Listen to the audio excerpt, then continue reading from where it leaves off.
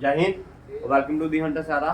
तो हम बात करेंगे इसमें एक नई डेफिनेशन की, दैट इज कार्टेशियन प्रोडक्ट। ये क्लास 11th की डेफिनेशन है, ठीक है। क्या दी है डेफिनेशन में बताइए। देखिए लिखिए डेफिनेशन, लिखिए फिर समझाते हैं। देखो let A and B be two non empty, then the Cartesian product of A and B is denoted by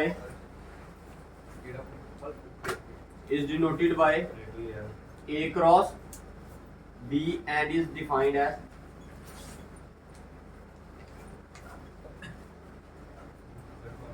A cross B is equals to ordered pair A comma B such that A belongs to capital A and comma B belongs to capital B। समझिएगा कि क्या मतलब है इसका।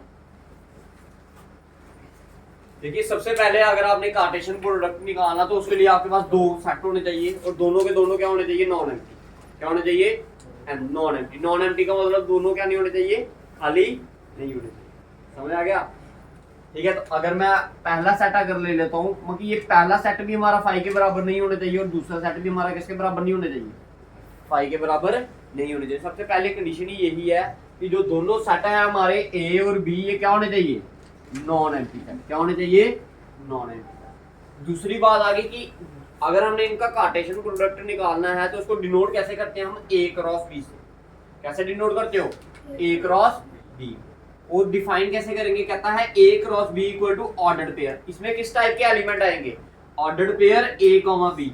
आपने पहले वाले questions में पढ़ा होगा, जो सेट कर रहे थे आप, जब डेफिनेशंस कर रहे थे, उसमें आप कैसे लिखते थे, इसमें ऐसे लिखते थे नहीं, एक्स सच दैट, ठीक है। तो इधर सिंगल एलिमेंट आता था ना, क्या आता था, सिंगल। लेकिन इधर क्या आ रहा है, ऑर्डर्ड पेयर में एलिमेंट आएंगे। कैसे आएंगे आपके, ऑर्डर्ड पेयर में एलिमेंट आएंगे। कहता है इसमें ordered pair A comma B type के एलिमेंट आएंगे, सच दैट जो पहला वाला एलिमेंट होगा ऑर्डर्ड पेयर का, वो पहले सेट को बिलोंग करेगा, और जो दूसरा वाला एलिमेंट होगा ऑर्डर्ड पेयर का, वो किसको बिलोंग करेगा, दूसरे वाले सेट को बिलोंग करेगा। ठीक है जी, समझ आया। एग्जांपल देके करते हैं। देखिए अगर मान लूं मैं, क्या है, ए सेट मान लूं मैं आपका, क्या, ए कॉमा 1 कॉमा 2 कॉमा 3, और बी सेट को क्या मान लिया जाए, अगर आपका बी सेट मान लिया मैंने ए कॉमा बी। क्या मान लिया, ए कॉमा बी। अब मैंने क्या निकालना है, ए क्रॉस बी। तो देखिए कैसे निकालेंगे ए क्रॉस बी। ये आ गया, ए की वैल्यू क्या है आपकी 1 2 3, बी की वैल्यू क्या है आपके पास, ए कॉमा बी। अब देखिए ध्यान से कैसे लिखना है इसको। देखिए पहला वाला एलिमेंट, देखो पहले वाले एलिमेंट को भी इसके साथ लिखिए, फिर पहले वाले एलिमेंट को उसके दूसरे एलिमेंट के साथ। तो इसको लिखेंगे हम 1 कॉमा ए, फिर 1 कॉमा 1 खत्म हो गया।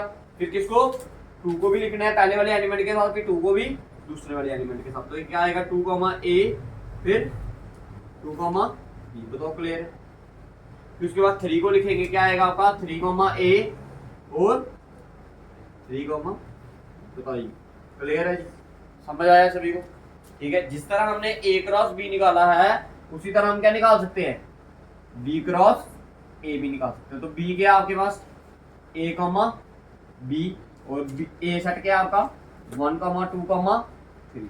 बी क्रॉस ए की अगर वैल्यू निकालने की कोशिश करूंगा तो मैं, मेरी वैल्यू क्या आएगी, देखो पहले ए को लिखना पड़ेगा मेरे को, क्योंकि अगर इधर पहला एलिमेंट आ रहा है तो इधर जैसे डेफिनेशन में बोला था ए कॉमा बी टाइप के एलिमेंट आएंगे। जो पहला वाला एलिमेंट होगा वो पहले सेट को बिलोंग करेगा, जो दूसरा वाला एलिमेंट होगा वो, अब इधर पहला सेट क्या है आपका बी, तो पहला वाला एलिमेंट भी कहां से आएगा, बी से ही आएगा। तो पहला वाला एलिमेंट अगर जैसे मैं ए लूं, इसको इसके साथ भी लिखना पड़ेगा, इसके साथ भी, और इसके तो क्या आएगा 1 कॉमा ए कॉमा 1, फिर ए कॉमा 2, फिर ए कॉमा 3।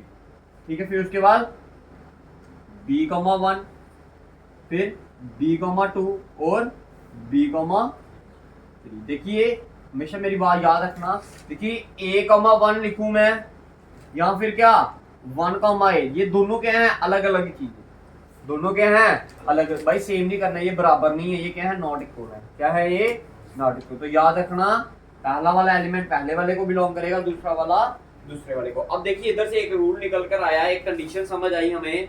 देखो क्या आपका ए क्रॉस बी आपका बी क्रॉस ए के बराबर है, नहीं है ना, तो आप ये लिख लीजिए एक नोट पॉइंट में कि ए क्रॉस बी आपका किसके बराबर नहीं होता है, A cross B is not equal to क्या, बी क्रॉस, तो क्लियर है।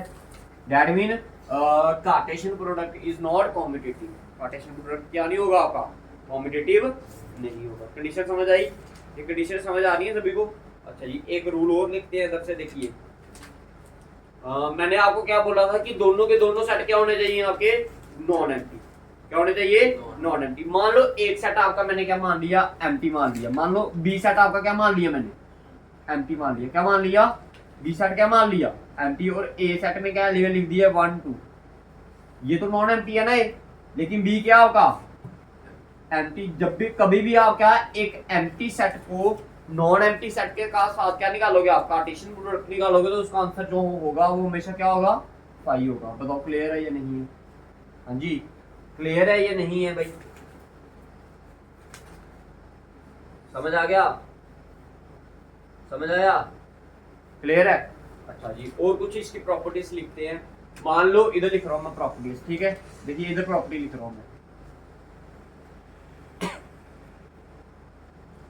मान लो आपके जो ए सेट है, जो आपका कौन सा सेट है, ए सेट है, उसमें कितने एलिमेंट है, पी एलिमेंट है, कितने एलिमेंट है, पी।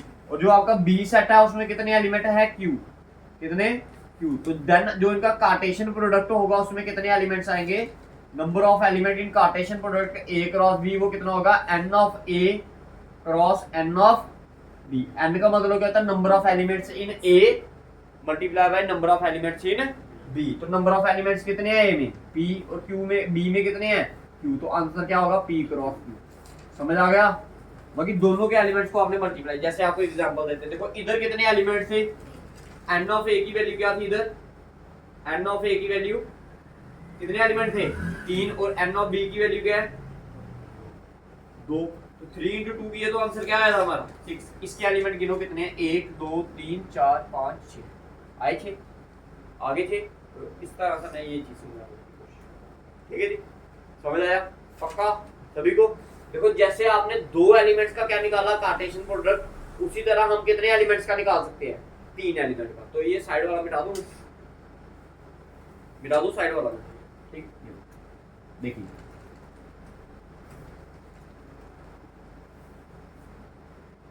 देखिए जैसे मैंने अभी बताया आपको ए क्रॉस बी, मान लो मेरे पास कितने सेट है, 3 सेट है, कितने सेट है, 3 सेट। एक मान लिया ए सेट है आपके पास, एक मान लिया बी सेट है, और एक मान लिया सी सेट है। तीनों की तीनों क्या है, नॉन एम्प्टी, क्या है।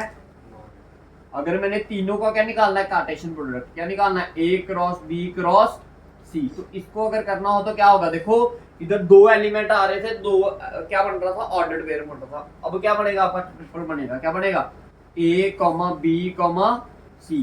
क्यों बना 3, क्योंकि इधर एलिमेंट कितने हैं, कितने का क्रॉस प्रोडक्ट हो रहा है, 3 का हो रहा है। जब 3 का क्रॉस प्रोडक्ट होगा तो इधर एलिमेंट भी कितने बनेंगे आपके, 3। सच दैट जो पहला वाला एलिमेंट होगा वो पहले वाले सेट का, दूसरा वाला एलिमेंट दूसरे वाले सेट का, और तीसरा वाला एलिमेंट तीसरे। डेफिनेशन क्लियर है, हाँ जी डेफिनेशन क्लियर है सभी को, ठीक है। कोई दिक्कत है किसी को तो बताइए। अगर इन तीनों में से कोई एक भी सेट आपका एम्प्टी हो जाता है तो इसका पूरे का पूरा क्रॉस प्रोडक्ट भी क्या होगा आपका, 5 होगा। बताओ समझ आ गया, ठीक है। एक डेफिनेशन और है, equal order pair, equal ordered pair. देखिए इक्वल ऑर्डर्ड पेयर की बात क्या होगी, मान लो आपके पास x1, y1 एक ऑर्डर्ड पेयर है, और दूसरा वाला क्या है, x2, y2 क्या है आपके पास, दूसरा ऑर्डर्ड पेयर है। x1, y1 पहला ऑर्डर्ड पेयर, x2, y2 दूसरा ऑर्डर्ड पेयर। इनको हमें इक्वल कब बोलेंगे, ठीक है। लिख लो, let x1, y1 and x2, y2 be 2 ordered pair, be 2 ordered, then they are said to be equal, they are said to be, then they are said to be equal if क्या, if जो पहला वाला element होगा वो पहले वाले element के बराबर, जो दूसरा वाला एलिमेंट होगा वो दूसरे वाले एलिमेंट के बराबर। इनको हम इक्वल कब बोलेंगे, अगर आपका x1 किसके बराबर है, x2 के, और y1 किसके बराबर है आपका, y2 के। डेट इज आप इसको ऐसे भी लिख सकते हो कि x1, y1 is equal to क्या x2 कॉमा बताओ क्लियर, डेफिनेशन क्लियर हुई भाई सभी को? हाँ जी डेफिनेशन क्लियर है, कोई दिक्कत किसी को तो बताइए। तो ये दो डेफिनेशंस मैंने आज आपको करवाई हैं, first one is Cartesian product की और next one is equal ordered pair की डेफिनेशन। ठीक है जी, समझ आ गया? कोई कंफ्यूजन है तो इधर तक बताओ।